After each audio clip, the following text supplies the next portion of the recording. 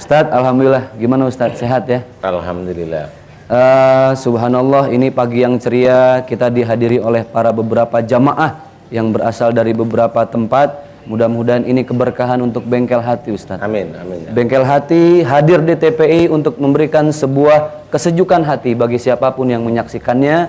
Coba membenahi Islam lewat akhlak, karena memang Rasul diutus ke dunia ini tidak lain untuk memperbaiki akhlak, Ustadz. Nah, alhamdulillah. Salah satu akhlak yang harus kita benahi adalah tentang mengelola nafsu, Ustaz. Nah, ini nafsu yang paling besar bagi setiap manusia itu apa sih, Ustaz? Iya, nafsu itu sendiri sebenarnya sudah diberikan oleh Allah Ta'ala, dinaskan. Jadi yang sudah kita ketahui seperti nafsu amarah, alwamah, mutmainah, seperti itu ya. Kayak hari ini kita bisa di Masjid Anida mendengarkan on air Bengkel Hati. Ini kita mencoba mengelola nafsu mutmainah. Jadi kita mencoba memberikan sesuatu yang berhubungan dengan amal ibadah kita. Tapi yang kita tidak sadari adalah pada waktu kita itu melakukan nafsu-nafsu yang lain yang memang itu di mata Allah Ta'ala bisa tidak baik atau bisa menjadikan suatu dosa. Itu kadang kita tidak sadar, benar-benar kita tidak sadar. Banyak hal yang saya sendiri sering mengalami. Jadi dari teman-teman sendiri yang kita sebenarnya sama-sama Islam, tapi kadang-kadang saya melihat, saya tidak mengkritik, saya hanya melihat aja kenapa dia masih seperti itu. Berarti dalam mengelola nafsunya memang belum pas atau belum benar istilahnya ya. Nah, ini yang harus kita ketahui bahwa nafsu itu banyak sekali. Nah, di acara Bengkel Hati ini kita betul-betul akan memberikan gambaran bagaimana sesuatu umpamanya nafsu yang baik itu bisa menjadikan amal ibadah baik juga bisa. Kemudian kita juga harus ketahui bahwa kalau kita menjalankan nafsu yang tidak baik, itu akan menjadi tidak manfaat bagi kita sebenarnya. Jadi bisa menjadi peringatan agar kita kembali ke jalan Allah. Peringatannya apa? Banyak sekali. Jadi namanya peringatan itu ya banyak sekali. Pokoknya Allah sangat pandai untuk mengajari kita agar kita kembali. Umpamanya kalau nafsu kita itu sering suudon, kita sering dikasih peringatan melalui pusing. Karena apa? Dengan pusing itu kita berpikir berarti ada yang tidak beres dalam cara berpikir saya. Nah, sebenarnya manusia itu diharapkan oleh Allah Ta'ala seperti itu. Nah, inilah yang harus kita ketahui. Bagaimana kita mengelola nafsu, umpamanya kita sudah sholat, sudah berpuasa, sudah mencoba membaca Quran, membaca tafsir, kemudian menjalankan ayat per ayat. Ayolah kita belajar terus-menerus agar nafsu yang tidak baik ini memang tidak muncul, benar-benar tidak muncul di hadapan Allah, di hadapan saudara-saudara kita yang lain, sehingga akhirnya hanya amal soleh kita lah yang ada di hadapan Allah. Kalau amal soleh ini itu udah ada di hadapan Allah, pasti insya Allah apa yang kita ikhtiarkan, apa yang kita doakan yang baik, insya Allah dikabulkan oleh Allah Ta'ala. Iya. Saya jadi teringat nih Ustadz satu perkataan Imam Ghazali, bahwa sesuatu yang paling besar di dunia ini kan banyak yang menebak matahari gitu Ustadz ya, planet. Ternyata kata beliau bukan. Yang paling besar di dunia ini adalah nafsu, Ustaz. Bahkan Rasul pun pernah mengatakan kepada para sahabat, kita pulang dari perang kecil akan masuk ke perang yang besar ya Ustaz. Dan itu adalah perang melawan hawa nafsu. Nah, terutama buat yang muda nih Ustaz. Kan yang muda identik dengan nafsu. Nafsu terutama kalau ngelihat bawa tasbih Ustaz di jalanan. Bawa tasbih, tiba-tiba ada yang pakai rok mini misalnya kan. Ini tasbihnya kemana-mana, itu matanya langsung astagfirullahaladzim. Tapi dilihat lagi, karena kata dia, mubazir sayang gitu. Nah ini nafsu yang gini kan memang identik dengan anak muda. Bagaimana nih Ustaz mengendalikan nafsu yang sangat menguasai jiwa? Iya, sebenarnya acara-acara pengajian ya, seperti acara Bengkel Hati ini, sebenarnya acara ini disetting oleh kru TPI ini agar kita itu senantiasa ingat mana nafsu yang harusnya tidak perlu kita perlihatkan. Sebenarnya seperti itu. Karena di sini kita akan senantiasa ingat, oh marah itu tidak boleh, oh kayak seperti itu mamanya. Melihat sesuatu itu yang memang tidak pas memang dilarang kalau bisa, karena kita belum tentu kuat menahan gejolak nafsu kita. Banyak sekali nafsu yang ada pada tubuh kita itu yang tidak baik itu bisa menjadi nafsu. Melihat sesuatu nggak cocok, marah, itu nafsu. Kemudian hidung ini fungsinya melihat lingkungan nggak pas dengan hati kita, jengkel, marah. Kemudian telinga kalau kita dinasihatin nggak cocok, marah. Sindiran itu sebenarnya nggak terlalu keras, marah lagi. Jantung ini harusnya kita sesuaikan tidak dengan gejolak amarah kuat, tapi malah kita pergunakan untuk menambah agar nafsu untuk emosi itu kuat jantung. Paru-paru harusnya kita napas itu dengan santai, seperti ini tidak. Paru-paru kita tarik napas kuat untuk meledakkan emosi. Hati bukannya untuk melumerkan, istilahnya hati kita kalau mendengarkan nasihat, mendengarkan firman Allah, mendengarkan sunnah-sunnah yang dilakukan oleh Rasul, ya jelas ya. Sunnah Rasul itu harusnya hati kita itu mengiyakan, mengamini, tapi kita menolak. Nah, nafsu-nafsu ini yang sebenarnya tiap acara bengkel hati ini kita mencoba mengingatkan. Jadi kalau bisa kita janganlah kita lakukan. Karena apa? Sebenarnya kuncinya satu. Orang diberi sakit itu sudah tidak enak. Jujur, semua orang yang dikasih sakit itu pasti bilang tidak enak, apalagi masuk neraka, itu aja. Iya betul ya Ustadz ya. Karena antara sakit dengan masuk neraka itu sebenarnya ada hubungannya. Pelajaran Ustadz. Bukan cuma pelajaran, ada hubungannya.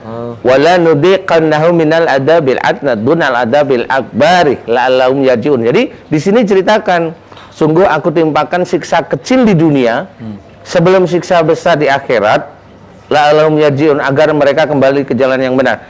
Sebenarnya siksa besar di akhirat yaitu di neraka. Siksa kecil di dunia itu apa sih yang disiksa dari tubuh kita? Otomatis pasti sakit. Nah, sakit inilah kita di dunia itu udah teriak-teriak, udah ampun-ampun, udah ini. Itu di dunia aja rasanya kayak begitu, gimana kalau di neraka ya gitu aja. Makanya di sini acara bengkel hati adalah bagaimana caranya kita mengeliminir, mencoba menghilangkan kesalahan-kesalahan kita baik yang kecil maupun yang besar dengan niat untuk mencapai ketakwaan yang baik di hadapan Allah Ta'ala. Iya, memang masalah nafsu di zaman sekarang susah sih Ustadz ya. Iya. Karena bagaimanapun kita pergi kemana-mana, di situ tidak bisa lepas dari mata melihat maksiat, mau tidak mau Ustadz. Apalagi kalau ngelihat yang model tadi pakai rok mini, kita kan laki-laki bingung nih Ustadz. Dilihat dosa, nggak dilihat, ya gitu deh. Gitu. Baik Ustadz, ini masih berkenaan dengan mengelola nafsu. Sekarang ini dengan keadaan negara yang serba susah dinilai Ustadz ya, carut marut dan sebagainya, ada nggak sebenarnya Ustadz? Kan tidak lain ini semua permasalahan berawal dari nafsu yang berlebihan, sehingga mendampakkan kerugian pada semuanya, termasuk pada rakyat kecil dan sebagainya. Nah ini bagaimana Ustadz dengan konteks negara sekarang? Iya, memang semua kita harus berkaca ya. Dari mulai kita sebagai rakyat, kemudian juga para pejabat, semuanya deh. Di sini di acara bengkel hati ini jujur saya tidak mengkritik, tapi karena banyak hal yang bisa kita lihat. Contoh, banyak di daerah-daerah ya, teman-teman kita itu dalam demonstrasi itu merusak banyak sekali. Ada kemarin saya melihat di salah satu demo itu ya, demo di situ karena berantem aja masalah sepele. Itu anak-anak teman-teman mahasiswa sih sebenarnya, antar fakultas itu hanya cuma jual beli ringan, itu sampai menghancurkan beberapa kampus ya, bukan kampus, fakultas ya. Jadi di sini mendandakan berarti minimnya akhlak. Ya, minimnya akhlak. Jadi khususnya bagi saudara-saudara kita yang Islam, yang Muslim, yang mengaku menyembah pada Allah Ta'ala. Ayolah, ini himbauan saya. Ayolah kalau memang kita itu mau demo, demolah yang baik, kan begitu aja. Demolah yang baik, yang punya tata krama baik. Karena apa? Kalau merusak, kita sendiri itu dinilai oleh malaikat atid. Kalau dari mulai kecil kita itu sudah merusak, kalau umpamanya besok kita sudah berkeluarga, kemudian anak kita itu dijadikan nggak beres sama Allah Ta'ala, itu gimana coba? Kira-kira hati kita itu sakit nggak? Iya. Kita pasti hati kita sakit. Nah, disinilah harusnya kita menyadari bahwa janganlah kita merusak. Iya. Wala tufsidu fil ard ba'da ihlaiha. Jadi ceritakan oleh Allah Ta'ala bahwa wala tufsidu fil ard, jangan membuat kerusakan di muka bumi. Titik. Jadi itu sudah perintah Allah Ta'ala. Jadi kalau ada orang Muslim merusak apapun bentuknya, itu dosa udah. Dosa. Itu sudah mengkafiri firman ini. Kalau saya begitu apapun.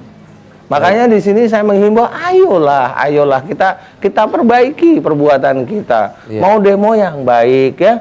Mau demo boleh demo, nggak usah ngerusak, ngasih sodako aja demonya. Wah, itu malah kita cari yang mau demo kalau gitu, Ustaz. Demo sedekah. Iya, harusnya begitu. Kalau di Indonesia gitu ya. susah, Ustaz, demo pagar orang hilang. Kan banyak yang kayak gitu. Kalau antum yang demo pagar ayu hilang ya. Jangan gitu Maaf, dong, Ustaz. bercanda nih, bercanda ini ya. Ya. Jadi intinya emang harus seperti itu. Ini berhubungan dengan tadi prostat tadi. Nah, itu Ustaz yang harus kita kaji nih, masalah prostat. Ini penyakit prostat kan banyak yang nggak tahu nih, Ustaz. Prostat apa sih penyakit yang dengan bahasa mudahnya apa, Ustaz? Prostat itu. Prostat itu bahasa mudahnya apa ya? Saya juga nggak tahu ya. Kelenjar kelamin. Jamaahnya pinter, malah pinter. Alhamdulillah. Jadi di bawah kandung kemih itu ada kelenjar prostat, kalau nggak salah ya. Karena saya belum pernah belajar ilmu kedokteran. Di situ yang sering bermasalah. Kata saudara-saudara kita yang ada di kedokteran nih ceritanya. Kalau umur itu sudah menginjak 45 ke atas atau 50 ke atas, itu bagi laki-laki yang sering kena itu prostatnya. Tapi survei itu hanya survei biasa, tapi kita bisa bolehlah mempercayai. Yang jelas, kalau mulai dari muda kita itu tidak memanjakan nafsu kita, loh. Prostat itu berhubungan dengan keluarnya air kecil, apa namanya, pipis ya. Pipis. Jadi begini nih posisinya kelenjar prostatnya. Ini contoh, Ustaz, contoh. Hanya contoh ya. Jadi kalau ini nyaman, ini keluarnya nyaman. Oh gitu. Kalau kelenjar prostatnya ini infeksi, panas, ini mau keluar itu juga agak sulit. Jadi kalau kita agak sulit, jadi kalau tiap malam kita bisa keluar itu karena di sini emang nggak beres. Kalau bahasa Betawinya brebet. Iya, brebet kayak knalpot deh. Nah, ini diawali dulunya. Ini kan yang namanya ini saya mencoba memberikan terjemahan paling gampang. Pada waktu kita mau buang air kecil nih, Iya. kita itu kan ngempet, apa namanya, menahan. Itu kan susah sekali, apalagi nggak ada tempat untuk keluar. Itu kan, gregetan gitu ya. Iya. Pada waktu kita sudah keluar, was, keluarnya gimana sih? Was gitu ya? Iya. Tergantung umur, Ustaz. Gitu. Kalau yang masih muda, prit bunyinya gitu. Jadi kalau udah keluar itu kita udah lega, sangat lega sekali. Nah, prostat itu berhubungan dengan kelegaan. Kalau ada prostatnya itu kena, berarti dulunya seseorang ini suka melegakan kesukaannya. Jadi apa namanya? Kalau punya keinginan yang dia suka itu maunya terlaksana. Nah, gitu. Pokoknya dia luapkan, Ustaz ya. Dia luapkan. Pokoknya terlaksana. Mau marah, marah. Mau keinginan apa yang dia sukain harus terlaksana. Kalau enggak, marah. Nafsu, Ustaz ya. Nah, iya, makanya di situ nafsu. Jadi di sini kita harus menyadari bahwa itu nanti kalau sudah tersusun oleh catatannya oleh malaikat atid, nanti suatu ketika umur-umur tertentu itu dimunculkan oleh Allah Ta'ala. Iya. Nah, Ustaz,